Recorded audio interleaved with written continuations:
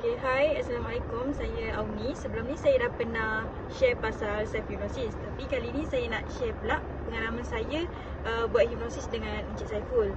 Jadi, macam yang video sebelum ni, saya pernah mention yang saya sebenarnya ada masalah trust issue lah, disebabkan mungkin daripada pengalaman-pengalaman lepas, daripada sekolah, mungkin disebabkan saya pernah kena bully. Jadi, satu hari tu saya jumpa Encik dan Encik pun bagi suggestion lah. Encik kata, ni nak try tak kita buat terapi hipnosis. Lepas tu saya cakap lah kat Encik, tapi Encik, saya rasa saya punya isu ni macam isu kecil je, sebab kadang-kadang saya boleh handle. Cuma bila ada certain waktu je lah yang saya akan rasa macam triggered. Lepas tu mostly akan nangis lah kan. Okay, lepas tu Encik pun cakap sebenarnya hipnosis ni dia macam mungkin saya rasa isu tu nampak kecil, tapi kalau isu tu berulang dia akan jadi lebih besar. Jadi saya pun buat temu janjilah dengan Encik untuk buat hipnosis tu kan.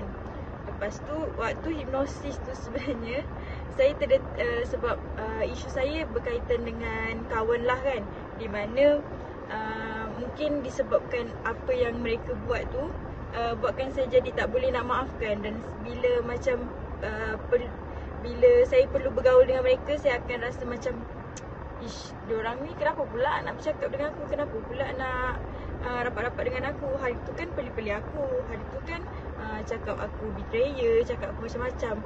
Jadi benda tu dia macam mengganggu saya lah. Sebab kalau saya jumpa je orang-orang tu, saya akan saya akan lari, saya tak akan bergaul dengan mereka lah, contoh kan.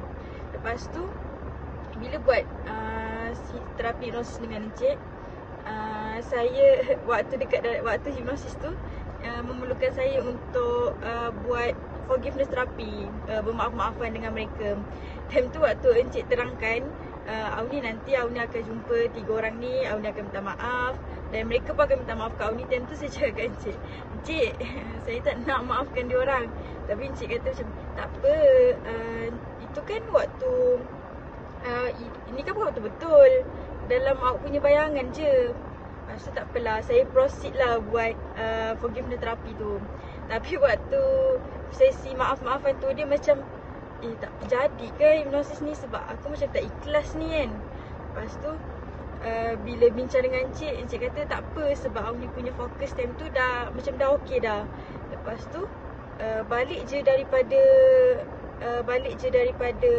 hipnosis tu, bila saya tengok macam diorang punya social media ke, diorang punya gambar ke, saya dah tak rasa marah, dah tak rasa tak suka macam dulu. Dia jadi macam tengok tu macam biasa je. Lepas tu benda-benda yang dulu yang diorang pernah label, diorang pernah cakap buruk pasal saya dulu, dia macam saya ingat peristiwa tu, tapi dia macam dah tak deep, dah tak masuk dalam hati lah macam tu kan. Okay, jadinya yelah, mungkin saya rasa macam hipnosis ni dia macam kita create satu bayangan dalam otak, lepas tu ikut skrip apa yang Encik buat. Tapi sebenarnya benda tu bagi impak. Bila tanya kawan-kawan pun cakap macam, Auni dulu kalau kau jumpa diorang kau macam lari, tapi sekarang ni kau pun boleh berborak, boleh bersembang dengan diorang. Jadi itu pun macam satu great achievement lah untuk diri saya. Dan saya sebenarnya rasa menyesal sebab kenapa lah tak buat daripada dulu lagi, macam tu. Tapi macam saya bersyukur sebab sebelum saya habis belajar ni, saya dapat settlekan isu tu. Okay, saya rasa itu sahaja daripada saya. Terima kasih.